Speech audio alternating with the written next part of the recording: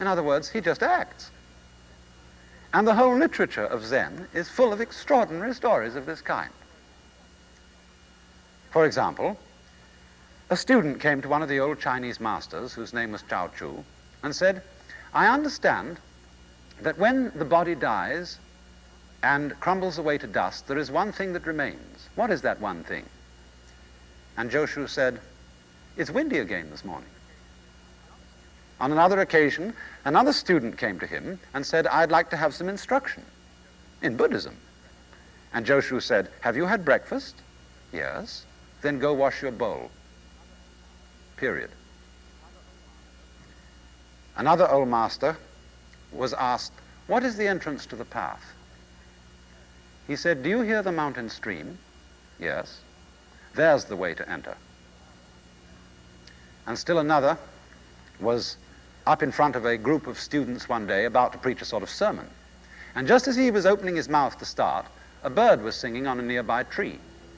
And so he waited and let the bird sing.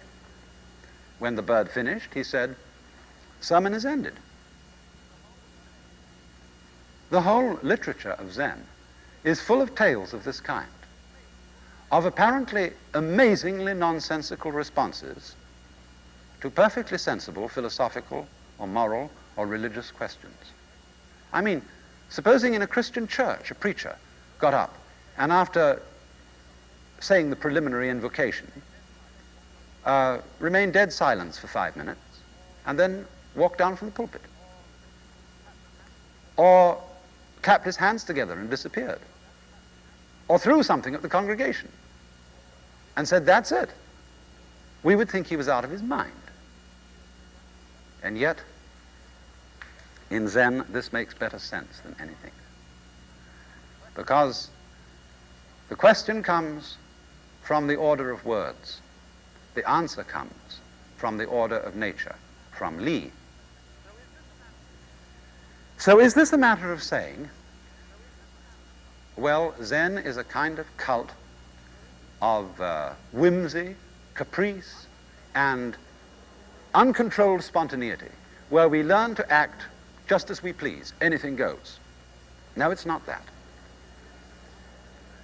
It is rather this, that we are so unaccustomed to acting with spontaneity that we have no faith in it. And therefore, we don't, as it were, acquire practice in the use of spontaneous action. We are only practiced in the use of deliberate action. And what Zen proposes to do is to give us training in the practice of spontaneous action.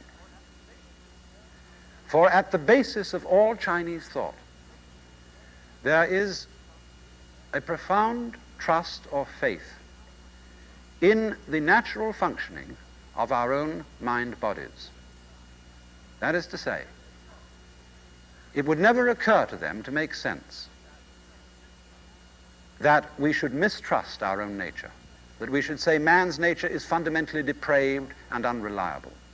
Because if that were true, we would not even be able to trust our own mistrusting. And then we should be tied up in an entirely vicious circle. To do anything at all, man has to be able to trust himself, and therefore to trust his own spontaneous functioning.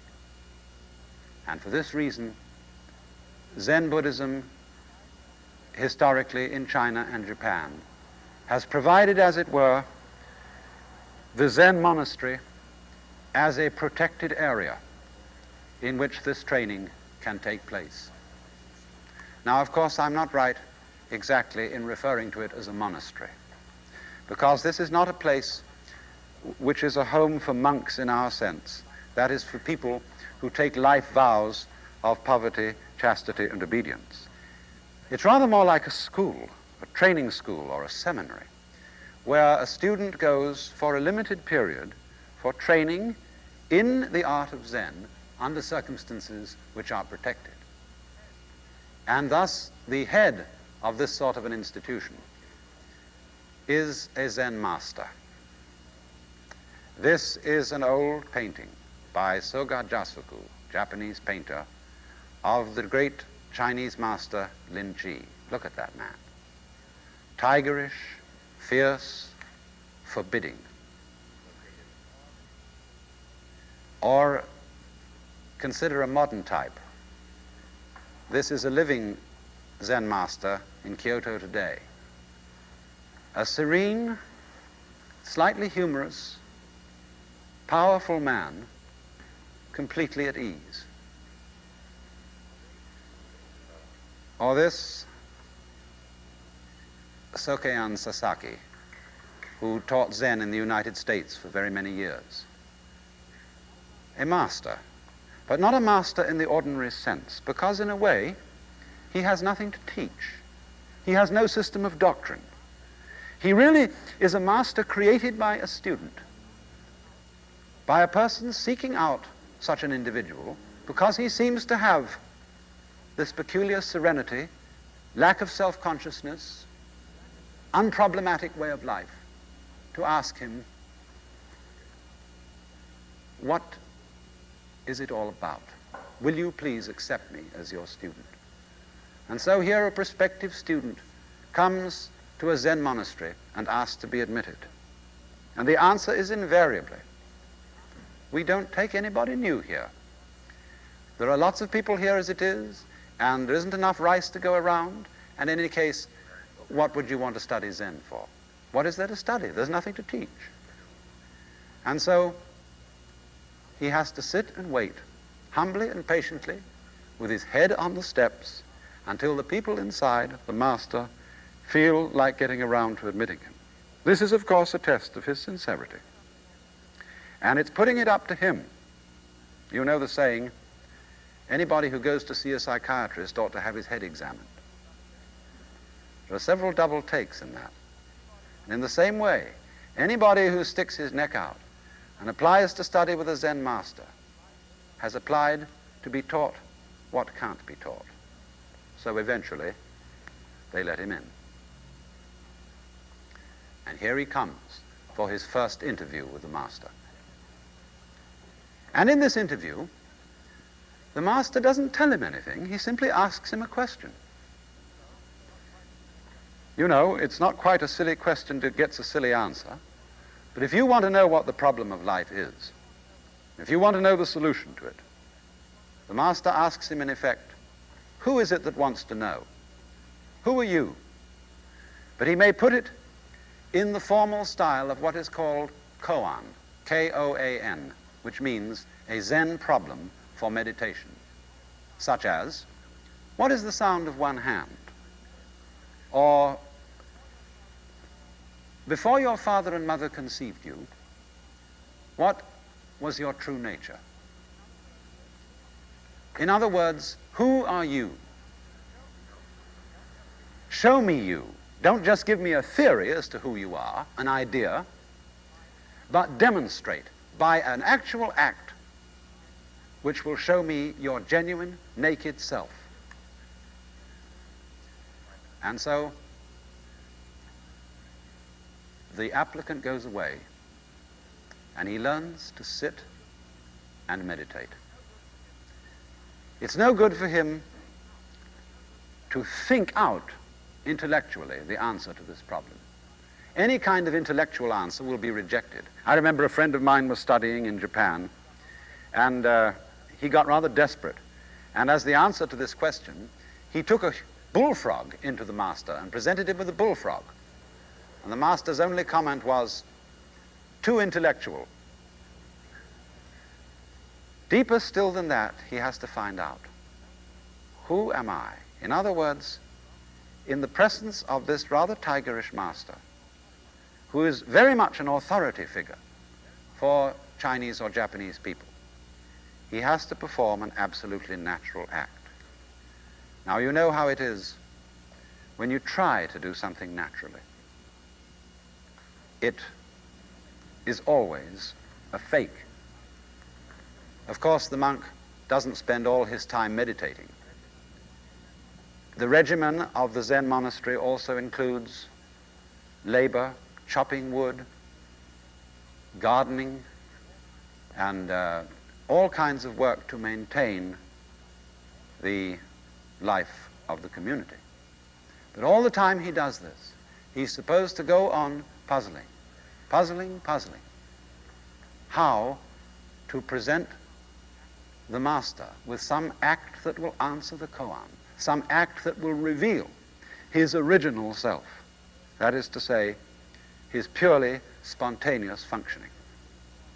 And so, every so often, he goes in for an interview with the master called Sanzen. And here is a drawing by Zenshu Sato of the student confronted with the master. The master there with his big stick, not to punish him, but as it were, to see if that student can be phased. Here he comes. The student sits in the room and repeats the koan he's been given. Before your father and mother conceived you, what is your original nature? And then he has to answer like that, immediately, without the slightest deliberation. And the teacher is sensitive to the least bit of hesitation, the least bit of artificiality, the least bit of, as it were, contriving an answer. And so the student lands in this terrible dilemma. Everything he does to present the master with an answer is wrong. Time and time again he goes in, but it's wrong.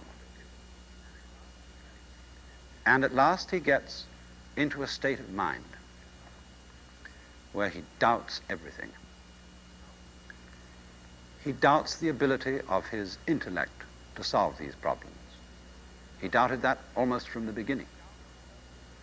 He doubts his own inner capacity to arrive at an answer spontaneously. He doubts his own reflex reactions to come out with, as it were, a spontaneous answer. Nothing that he can do is right. And this state is called technically in Zen the great doubt.